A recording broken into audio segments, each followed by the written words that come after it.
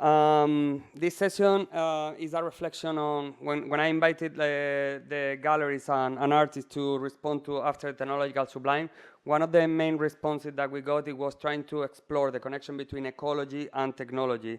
And this is why I thought it was very timely to invite Primavera de Filippi, whose work you can see at Gazzelli, to bring here to explain her work.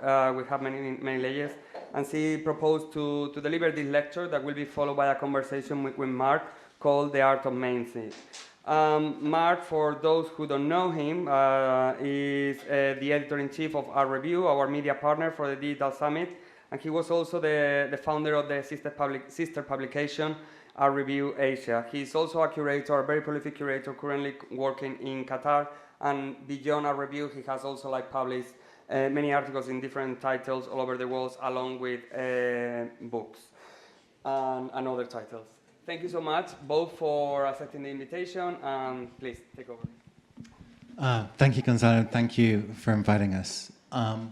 So basically, the format is going to be that Primavera is going to do a presentation on her work, and then I'm going to grill her like a sausage afterwards.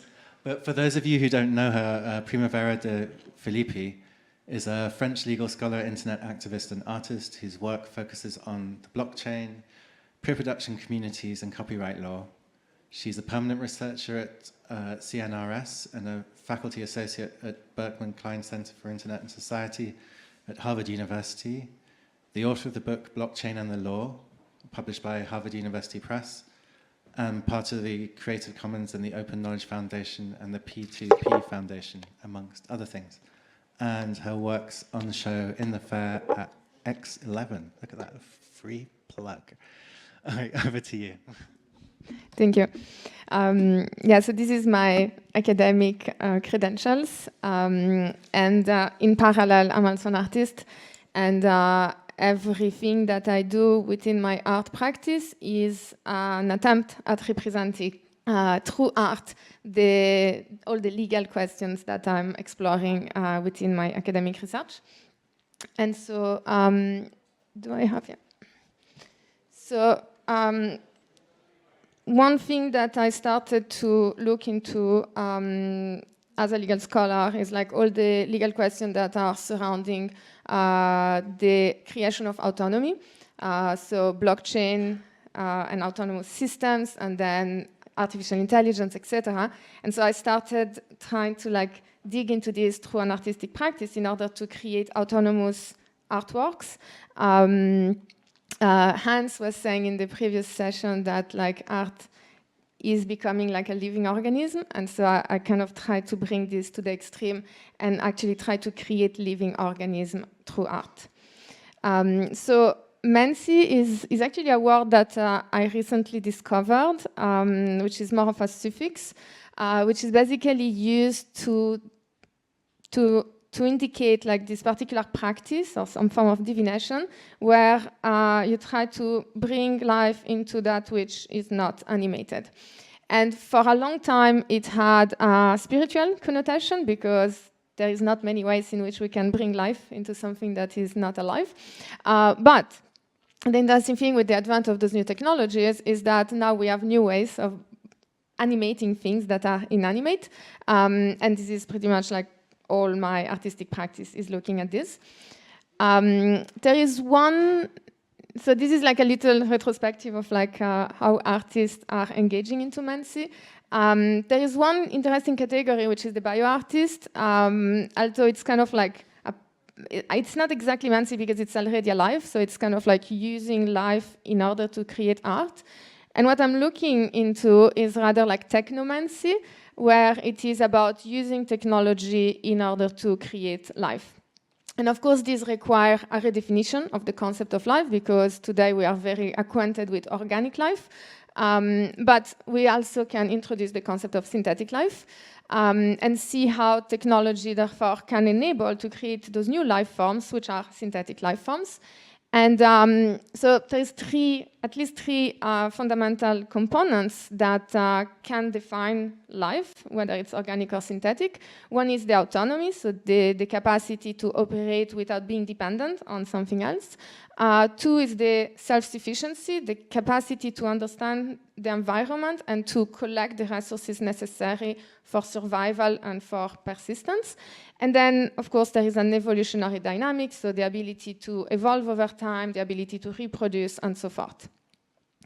And so if we go through all of them, so autonomy can be both decisional autonomy, which is oftentimes supported with AI, and then another form of autonomy is operational autonomy, which is more powered by blockchain.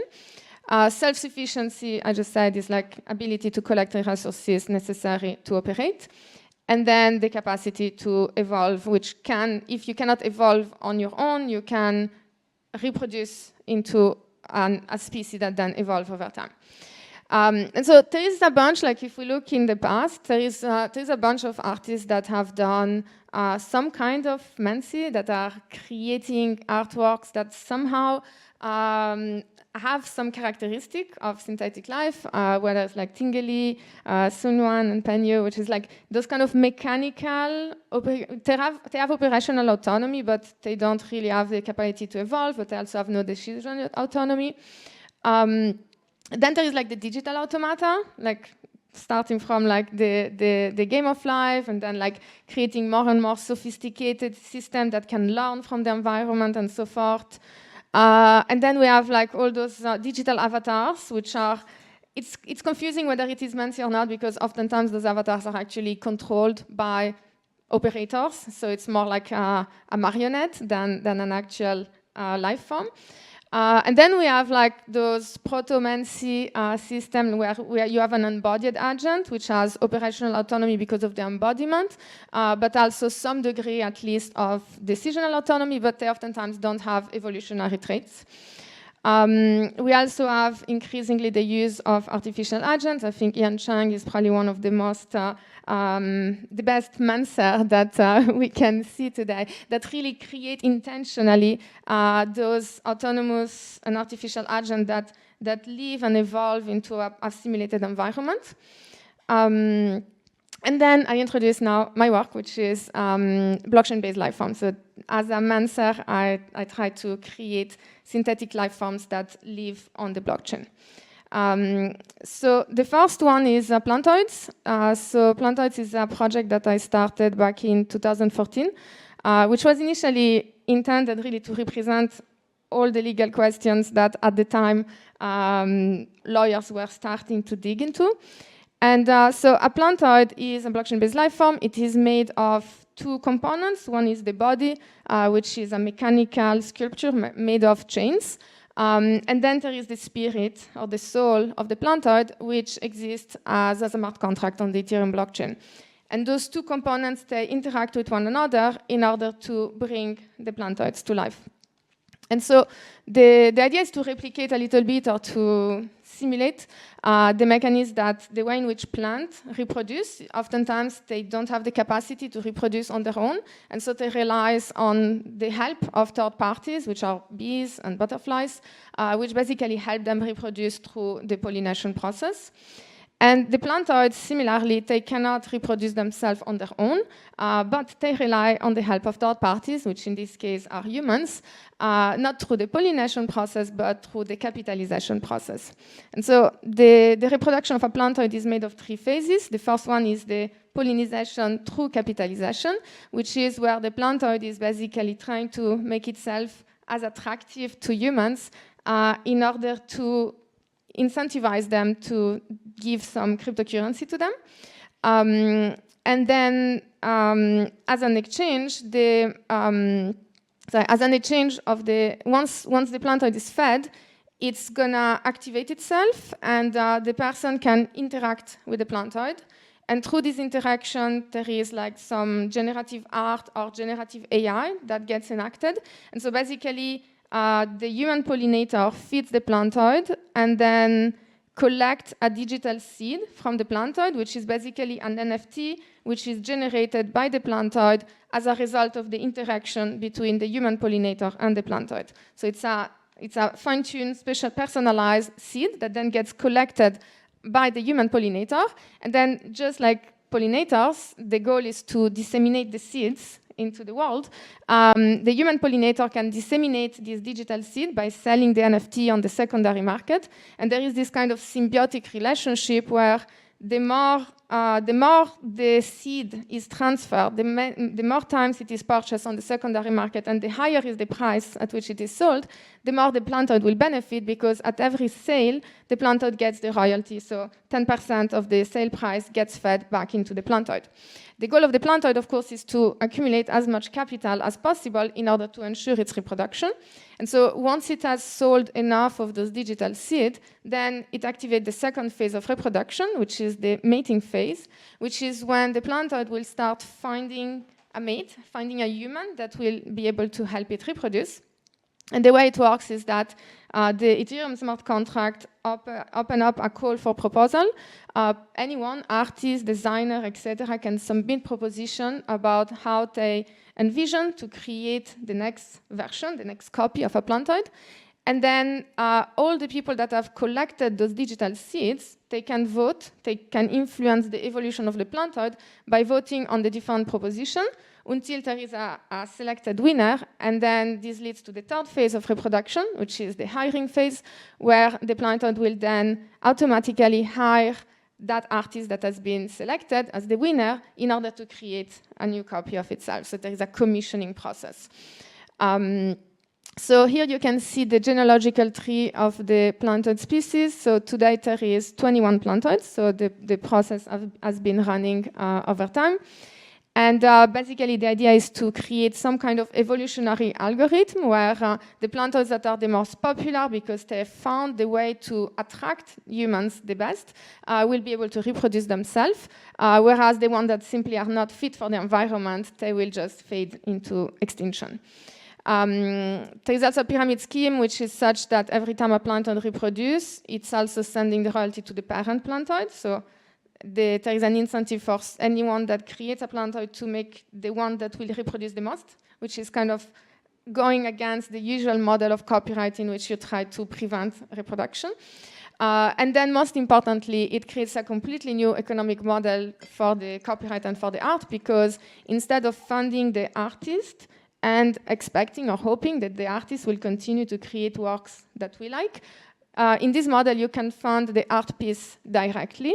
And it is actually the art piece with its own governance structure that will elect who is the artist that is entitled to reproduce that work. So that's one. The second one, which you can see in the Gazelle booth in the fair next door, is Arboretes, which is another form of blockchain-based life form, a little bit simpler because it's purely digital, which is basically, again, an attempt at creating something that a blockchain-based entity that use and collaborate symbiotically with humans in order to evolve and reproduce. So every tree is an NFT, which is basically defined by a token ID, and that token ID incorporates its own genetic code. And then through this genetic code, there is like a generative art system that will generate trees. Once trees have been created, they can be reproducing with one another, and then you have like different type of kids that can emerge out of those different trees. And then every time two trees are used in order to produce a new tree, then there is a royalty system. So you have to pay the tax, but also you have to pay royalties to the owner of the tree number 1 and the owner of the tree number 2. And the more the tree has been already reproduced, the more the tax is higher. So there is an incentive to actually explore new trees to reproduce. And then sometimes there is random mutation. So you never know. When you create a tree, maybe a new gene will appear. And this gene, because it's rare, might actually be more valuable. And so basically, the goal here is that we don't really know how the species will evolve, but humans are basically, again, the pollinator of those blockchain-based entities, which are exploring the space of existing trees and which are working for the trees in order to breed them and find the most interesting, the most salient, the most beautiful genes, because they know that if they do that, they will be economically rewarded because if they find a tree that is particularly beautiful, then other people will use that tree for reproducing, and therefore they will earn the royalties every time the tree is used. So this is a project that was just launched. So right now there is, I guess, 51 trees in existence because one has reproduced. So you can check it out, and we will see what will happen. Hopefully there will be a lot of reproduction happening. And I think I will stop here because this one is too complex and too long. But there is also another blockchain-based life form in the making, but I think we can stop here. Amazing. Thank you so much for that. I'm interested in the fact that you talk about the law and working with the law. And I guess there are ideas of freedom that are about the freedom to break laws and to be free of such restraints. There's also a different interpretation of Mancy, I would suggest. So I work with a geomancer who, looks at the stars, tells me all the shitty things that are going to happen, and then sells me a crystal so that they don't happen, so that I can escape the natural order of things. And I wonder what this connection between the law and rulemaking and the idea of creating sort of artworks that live in a certain way is? Yeah, so my relationship with the law in this case was born from like the extensive legal uncertainty that exists around blockchain. For instance, like it's unclear, especially in 2014, but even still now, there's still just as much legal uncertainty. It's like it's unclear when you feed a plantoid with crypto. It's unclear who owns this crypto because I don't get any control of it. You don't have control anymore. The plantoid doesn't have legal personality, so it's unclear who owns this crypto. Even more problematic is when the plantoid is transferring the fund through a smart contract, hiring an artist to create a copy of itself. Is there an actual legal contract? And if there is a legal contract, who are the parties of that contract? And if there is a legal contract and the artist that gets hired runs with the money, who is going to sue and on behalf of whom, etc. So there's like a lot of interesting legal questions. Same thing with the NFT that is being generated. Who is the author? Is there co-authorship? Is there a copyright to begin with, etc. So that's kind of like what I was trying to create because, especially at the time, a lot of those questions around blockchain felt a little bit like science fiction. And so I felt that using an artistic entity to actually help people interact with it and really experience that it's possible and that the law doesn't know how to cope with it is a very nice way of actually communicating those legal issues. And then it has evolved, and I think now I will say, like for me, the Manciness of this is about creating a protocol. And this protocol, because it's a blockchain protocol, you can break it if you run with the money, but you cannot really break the protocol that is on-chain. And it's more like creating a protocol that is sufficiently defined that it's obvious that it's part of the same family of work, but at the same time, it does enable the person instantiating the protocol to inject their own creativity. Because every plantoid is different, because every plantoid is made by a particular artist, and that artist is clearly the author of the sculpture. But nonetheless, I am also the author of that because I'm the author of the generic protocol of plantoid. And so in some way, again, it's really interesting with regard to copyright because copyright is usually against reproduction because reproduction is copying. But here it's pro-reproduction because I cannot make 1 million plantoids, but I want 1 million plantoids to exist in the world. And so actually, every time someone takes that protocol and instantiates a new plantoid, it is creating an art piece that is both their own art piece, but that is also expanding my own body of work. And so the Mancy is kind of like creating this genetic code, and then you cannot really control how it's going to evolve. But you know it's going to evolve maintaining the pattern integrity of the protocol. I mean, it seems like underneath all that, there's this question that arises more philosophically, perhaps, or existentially, about what constitutes life. Mm-hmm. underneath it? And is that something that you're aiming at? I guess, and how do you think this affects, I mean, there's a lot of discussion now about human, non-human, living, not living. And this clearly impacts on how we think about the real world, let's say. Yeah, completely. And I think so. One thing is like I try to stay as far as away from the discussion about consciousness and computational consciousness because this is really complex.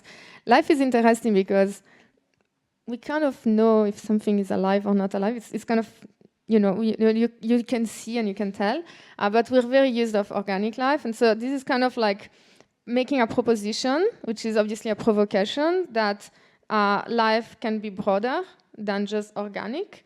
And it's just that we are not acquainted with anything that is alive and is not organic so far.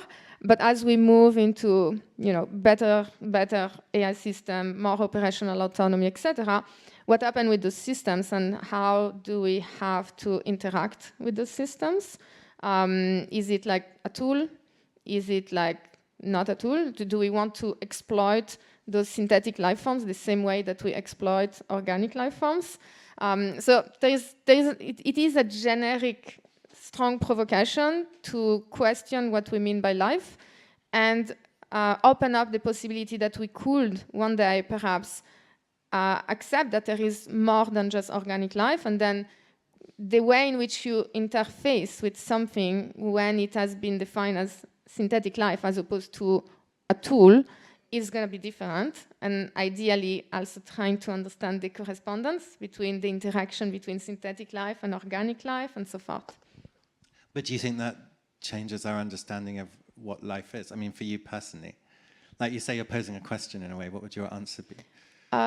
So for me, the fact that there is synthetic life doesn't change my understanding of what organic life is, but I like to think that there can be those two things, and maybe more, I don't know, but synthetic is just what's not organic. But I like the idea of exploring different things that can, if they meet those properties, those properties have always and only been defined with regard to organic. So I don't think it's changing our perception of organic life, but it's just extrapolating the concept of life to also be able to cover other concepts. And I guess this sort of also begs the question of what then constitutes death in these terms. Mm-hmm. Like, so can I kill a plantoid if I choose to? Yeah, so it's a very good question because I keep having those conversations, and many people within the three categories that I've given, many people will claim actually something cannot be alive if it doesn't die. And I've been rejecting this adding death into the list because I think that's interesting. And organic life clearly has this kind of decay factor, so eventually it's going to die. Eventually now we have the longevity people that are trying to avoid that. But if we create synthetic life, because we're still in the phase of creation, you could clearly create, and there is many people, many technomancers that do actually inject a death into the synthetic life that they create. I've chosen not to, so plantoids cannot be killed unless you kill the whole planet, which is the blockchain. Arborids cannot be killed, etc. There is something very interesting, which is in philosophy of biology. There is one very interesting definition of life, which actually I like a lot, even though it goes a little bit against this, which is that life is the process by which an entity is acting in order to fight against its own decay. And that's this constant decay that requires a constant activation. So if I stop eating and breathing, I will decay. And so I need to fight against the entropy. And this is this fight that is actually qualified as life, which is really interesting, which would mean that perhaps if we abide by this definition, then those blockchain-based life forms will need to have an artificial or synthetic decay function so that they can fight against it in order to maintain themselves alive. Yeah. But I guess like maybe a more Islamic Buddhist or Hindu take on this would be that life is about learning to cope with loss, and the ultimate loss being death, and that loss is part of this, that you should allow and respect. That, and blockchain in a way preserves things. So I wonder how loss comes into it. I think in this particular, in those two instantiations that I presented, loss is not part of the picture, except financial loss, maybe. Well, that leads us neatly onto why you've kind of enclosed this life, in a way, in a kind of capitalist or commodified system. Yeah, so because, I mean, this is also part of obviously the artistic provocation, but in some ways, like, a life form needs to be fit for its environment, and so those life forms are born on a blockchain, which is an inherently capitalistic environment. I didn't present the aminals, but the aminals, they go even further because you basically have to feed them so that they love you back, and then there's this whole weird speculation about love. So in some way, like, if they were like, you know, if they are if they are in a planet which has specific resources, they need to figure out how to obtain those resources. They are born on the blockchain planet, in which all the outer living entities are highly capitalistic and speculative. So they have to figure out a way. But what's interesting in both in the plantoid, in the arboretum, and in the aminal is that it's actually presenting, while it is playing the capitalist game, it's actually not playing the speculation game. Because the way in which you cannot just like hold on to, like, you can potentially hold on to an arboretum and hope that you can speculate on it, but the real way in which you benefit is by proactively producing value to the system. It is by actually breeding and finding the new gene that I will actually ensure that I make a lot of money. It is by actually generating a new plantoid that I will potentially get the royalties back. So, and then the aminals, they cannot be owned, so you cannot actually purchase the NFT. You can only feed them, and then they love you, and then you can do things with the love. So it is nonetheless, while it is on the blockchain planet and therefore capitalistic by default, it is also trying to explore and to promote alternative mechanisms that still play the economic game of the planet that they are on, but is actually also showing that there are other ways that are not inherently the usual speculation of hold on to something and pump it and then eventually dump it down. I mean, I guess it's interesting as well that the models you set up are in some ways collaborative, like between you and other artists, between you and the artwork and other people, not least the people who bought it, but at the same time they have inherent power dynamics within them. And I think one of the things about art that uses these kinds of technology is the accessibility isn't universal in terms of like who can access the internet, who can have smartphones and things, and there's an inherent power dynamic in using the medium in a way, that there's some people who can access it, some people can't. How do you feel about that, given the amount of collaborative structures which I guess seek to resist some of these power dynamics? I mean, it's a choice to create a blockchain-based life form. So by definition, the possibility to interface with those life forms is you need to access the blockchain. For me, it is a form, actually. I think art is a fantastic way of actually bringing more accessibility to topics that are really complex. The plantoid has done an amazing job at explaining complex legal problems to people. The arboretes, we will see what it does. But I think this is like, there is a way of actually the narrative that goes around the art piece is actually more accessible than many very complex DAO system, etc. So in that sense, I think it's creating a more accessible narrative to engage. But of course, unfortunately, it is complex to engage with a blockchain. You need to put your MetaMask and so forth. I recently had to bring the plantoid to like TED, actually, and I reprogram everything to try and make it like as dump proof as possible.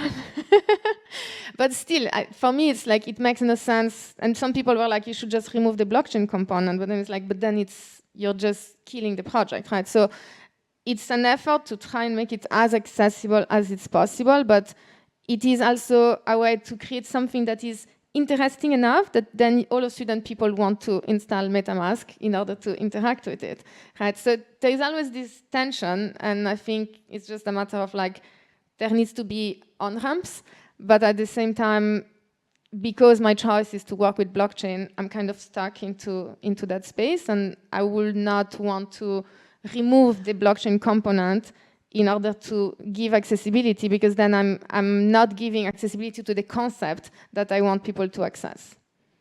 I mean, I think it's interesting talking about this in the context of an art fair, and you saying you're making art to explain complex problems.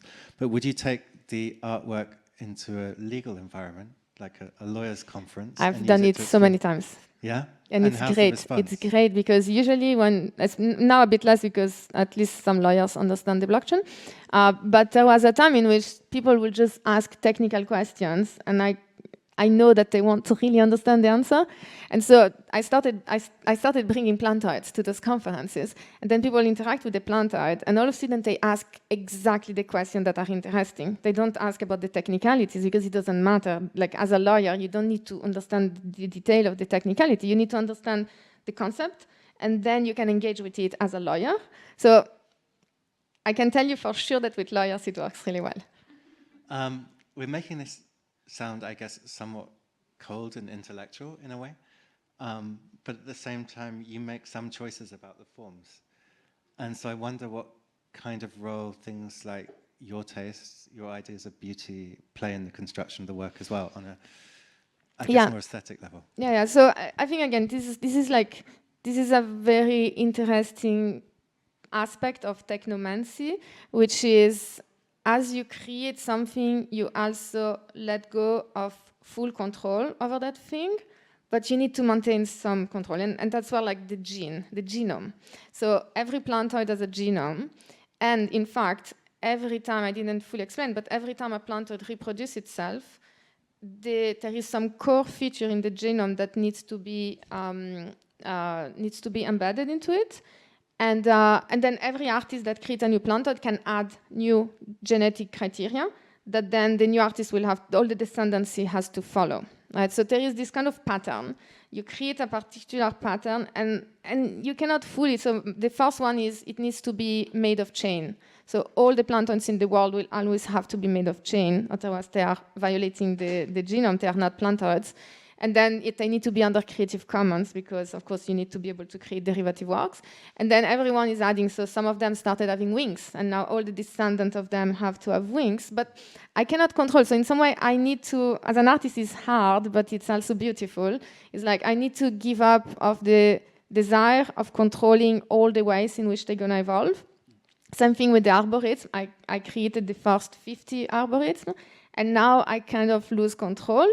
But of course, there is such a strong pattern into those 50 arboretums that likely they're going to evolve in a way that is relatively similar. So it's really about, and I find it very cool as an artist, is like designing the protocol rather than designing the finite piece, knowing that the protocol will inform the result, but that you never know. You can never have the absolute control. And it's a bit hard, and with plantoid, it's even harder because I'm extremely attached to plantoid. But when someone makes a new plantoid, it's like, even if I don't like it, I love it. I love the fact that I don't like it because I want the plantoid to be fit for the environment, and I'm not the environment. I'm just the catalyzer. But maybe someone will make a plantoid that I found extremely ugly, but that everyone loves, and so that plantoid will reproduce a lot. The protocol is alive, the species is alive. I just don't control the evolution. And of course, the only way to control it is I need to make them. Yeah. I think we're going to shortly take a couple of questions, but just before we get that, like back to the aesthetics with the arborisms, which maybe you're slightly less attached to. You still just chose more recent. I don't know yet. You still chose to have leaves on the top, roots at the bottom, and to mimic a structure from the real world. Yeah. When you didn't have to do that. No, I didn't have to do that. I choose to do that, and now that I have done that, the protocol cannot do other thing than that. But yeah, this is my choice because the idea with the arboretum was also like creating, like everything I do is always related with nature, and it's like creating this thing that is look like nature, like plantoids look like plants to some extent, even though they are made of chain, but that look like nature, but is not trying to pretend to be, right? And plants are really great because I will feel very weird to create like an anthropomorphic robot, you know. Whereas a plant, talking about life with plants and mechanical plants or like digital trees, like it's easier. But clearly, aminals will have hardly anything to do with anything that you know in terms of the look. So it's just a matter of like slowly getting to the point in which you can fully disconnect from any existing life forms. Some people might say that's speciesist, but anyway. Are there any questions in the audience? I think we've got time for 2. You can just raise your hands. Okay, there's 2 in the front. There's a microphone zooming around. Hi, thank you, Primavera. First of all, I'm a huge fan of your work, and like this movement in the blockchain space really made, you know, it's the soul of the blockchain space, because everything is so technical. Then when you put art, it really makes people relate to it. What you're saying, lawyers can understand by interacting with Plantoid. But my question is, I wonder what is your take on the DAOs, and do you see Plantoids self-organizing themselves at some point? So I think the problem is that we don't yet have any sophisticated mechanism for decision-making within the blockchain. The aminals is really in the making, but the aminals will be quite radically innovative in some way.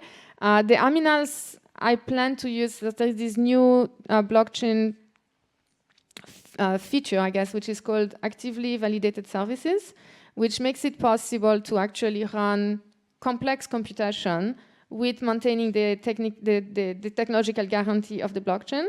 And so the aminals will actually be they will have the capacity of an LLM. So they will be able to speak, and they will speak in different modality and behavior, depending on how much they love you. But that also means that if they have the LLM capacity, they also can make potentially decision, and so they could vote still in a deterministic, but in a LLM deterministic way. So in this case, and the idea is that eventually there will be a DAO of aminals. Arboretes have very little decision making. They are literally just like sharing genes. Plantoids, they speak, but they speak off-chain. So, and like basically there is always this challenge when you do like an on-chain, a blockchain-based life form, is that it's really unsafe when you connect the on-chain with the off-chain, because there is always this gap in which you need an intermediary. And with AVS, which is really recent technology, still in the making, it's probably the first time in which we will be able to leverage AI via the blockchain to actually compute things that will be absolutely impossible because gas cost and expenses on the blockchain. So Aminal might actually acquire decisional autonomy, right? Because right now I was talking about the 2 types of autonomy. Arboretes is only operational. Plantoids is operational mostly, and they speak, but that's not really fully autonomous because it runs on my computer, which is my computer, so I could shut down the computer and they stop speaking, right? So yeah, but I'm waiting for the technology to be capable of doing that so that I can also give them the decisional autonomy that they need so that they can participate in governance as well. Great. I think one last question. Yeah, I'll try to be very quick. Thank you so much, Primavera. Thank you for the talk, for your project. Mark, thank you for your questions. In the previous question, there was a word movement, and your plantoids, they make a group, a family. I'm actually curious about the authors of new plantoids. Do they create sort of a group, a community? Do you know who they are, what their motivation may be? Yes, so right now I know all of them. Yeah, because it's a small, it's 21 people and it's oftentimes the same people. So the project has not yet, I guess, went far enough so that someone will make a new plantoid that I don't know, because it's mostly people that I know that are like, oh, I want to make a plantoid, blah, blah, blah, and then I explain them, okay, you have to submit, etc. It is my dream that at some point I have no idea who is making them, and it is my dream that at some point I never have to care about the plantoid anymore because they have taken off on their own. But right now I think plantoids are still adolescent. So I still kind of like nurture them and, you know, take care of them a little bit. They didn't leave the house yet. But I hope it's happening soon, yeah. Great. Well, thank you very much, Primavera, for that. Thank you, Mark. Thank you for being here.